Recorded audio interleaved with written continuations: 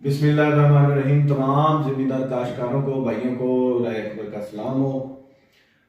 आज हम आपके सवालों को लेकर ज़रिए यूनिवर्सिटी उकाड़ा में आए हैं डॉक्टर जमील शफी साहब के पास, ताकि बहुत सारे ज़िम्मेदार मुझसे पूछ रहे हैं जी ट्राइकोशील्ड को बीज पे कैसे लगाना है, ट्राइकोशील्ड को इस्तेमाल कैसे करना है, ट्राइकोशील्ड क्या चीज़ है। इस पे एक तफसीली वीडियो पहले डॉक्टर साहब के पास मैं आया था और बनाई थी कि ये क्या चीज़ है, इसकी टेक्निकल मालूमात। इस वीडियो में हम किसी टेक्निकल मालूमात पे नहीं जा रहे। इस वीडियो में सिर्फ आपको ये बताना है, और मुझे भी कुछ सवालों की कन्फ्यूजन थी वो मैं दूर करने आया हूँ, कि ये जो ट्राइकोशील्ड आपके सामने पड़ी है इसके अंदर 60 कैप्सूल हैं। ये इस तरह के कैप्सूल होते हैं। इस हवाले से मैं पूछना चाहूँगा डॉक्टर साहब से। डॉक्टर साहब बहुत शुक्रिया, बहुत बहुत शुक्रिया, आपने हमें टाइम दिया। मैं सबसे पहले तो फार्मर्स के क्वेश्चंस को ही दोहराना चाहता हूँ कि ये जो कैप्सूल है इसके अंदर क्या चीज़ है, कैसे तैयार होती है और ये इस्तेमाल कैसे करनी। जी राय साहब बहुत शुक्रिया। जैसे कि आपने पूछा कि इसमें है क्या चीज़। इसमें एक किसान दोस्त फफूंदी जिसको ट्राइकोडर्मा कहते हैं, उसके स्पोर्स रखे जाते हैं। अब स्पोर्स क्या है? स्पोर्स बिल्कुल ये आप कह सकते हैं कि ये बीज है ट्राइकोडर्मा के। जब ये जाते हैं ज़मीन में, जब हम इसको अप्लाई करते हैं तो वहाँ पे इनकी जर्मिनेशन होती है, ये बीज उगते हैं और इनसे एक फफूंदी निकलती है जो कि किसान दोस्त फफूंदी होती है।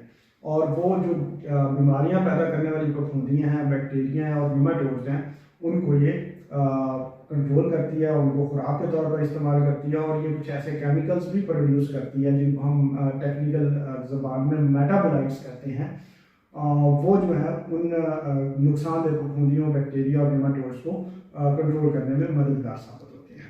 अब ये तैयार कैसे होते हैं? तो तैयार ये लेबॉर्ट्री में होते हैं। इनको हम ओपन इन्वायरमेंट में या कहें कि हम किसी ड्रम वगैरह में स्पोर्स तैयार कर लें, ये बहुत ही मुश्किल काम है।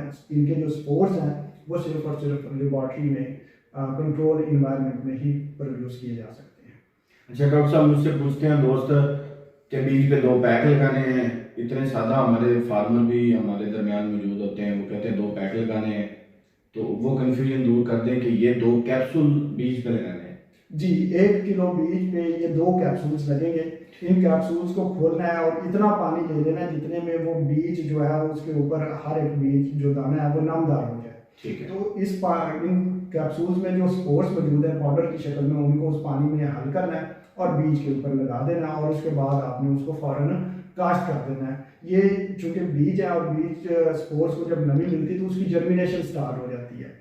तो आपने उसको स्टोर नहीं करना, जब आपने कास्ट करना है उसी वक्त सीड ट्रीटमेंट करना है और फिर उसको कास्ट कर देना है। ठीक है अच्छा डॉक्टर साहब, ये जो 2 कैप्सूल हैं ये 1 किलो पे लगाने हैं। 1 किलो बीज पे ठीक हो गया, ये कंफ्यूजन दूर होगी। और इसके अलावा इसकी एहतियाती तदाबीर क्या है बीज पे लगाने के बाद?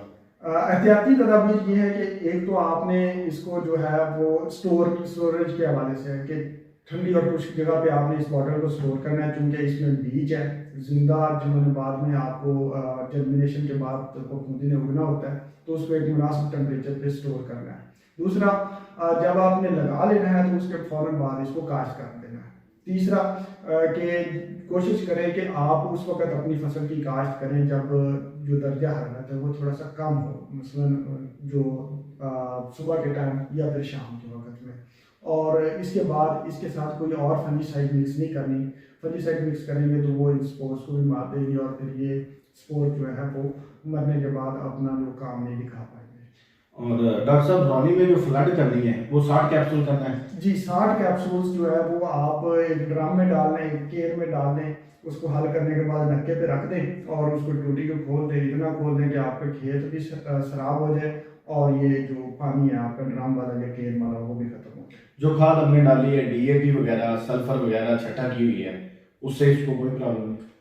जो पहले कास्ट की हुई आपने लगाई हुई खाद वगैरह उससे इसको कोई प्रॉब्लम नहीं है, लेकिन जो फंजीसाइड्स आप इस्तेमाल करते हैं कम से कम उसके दरमियान 10 दिन का वक्फा ज़रूरी है। ठीक है। अच्छा, दूसरा जिम्मेदारों को ये मैं कन्फ्यूजन दूर कर दूं कि जिस वक्त पौधे तिल के सूखने शुरू हो जाने हैं तब आपने कहना है कि ट्राइकोशील्ड है, तब ट्राइकोशील्ड करने का फ़ायदा नहीं है। इस हवाले से डॉक्टर साहब क्लियर कर। जी, उसकी बुनियादी वजह ये है कि ट्राइकोशील खुद एक जिंदा चीज़ है। इसमें स्पोर्स है, स्पोर्स में जर्मिनेट होना है, जर्मिनेशन के बाद इसने अपना तादाद बढ़ानी है और अपना असर दिखाना है। जब बीमारी आ चुकी है, उसमें पौधे का वैस्कुलर सिस्टम डैमेज कर चुका है, तो आप इसको अप्लाई करेंगे तो वो आने वाली फसल को तो बचाने के लिए मददगार साबित होगा, लेकिन जो मौजूदा फसल को डैमेज हो चुका है उसको रिकवर नहीं किया जा सकता। इस वक्त बरसें में मसला आ गया है, यानी कि जानवर चारा नहीं खा रहा है, उसमें फंगस का इशू आ गया है, तो उस पर हमें कोई इसका फायदा होगा? जी, उसमें फायदा ये होगा कि आपकी जो आने वाली फसल है उसके जो स्पोर्स बन रहे हैं, उस पर पैथोजन के बीमारी पैदा करने वाले दुश्मन वो ज़मीन में जा रहे हैं। आप अगर उसको अप्लाई कर देंगे तो वो आने वाली जो कटिंग है उस पर उसका असर कम होगा और आहिस्ता आहिस्ता ये आपकी ज़मीन को जो है वो आने वाली फसल के लिए पाक कर देगा उस बीमारी पैदा करने वाली फफूंदी से। जी डॉक्टर साहब, बहुत बहुत शुक्रिया।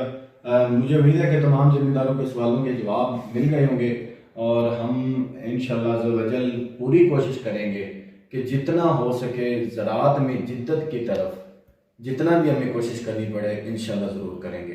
अस्सलाम वालेकुम।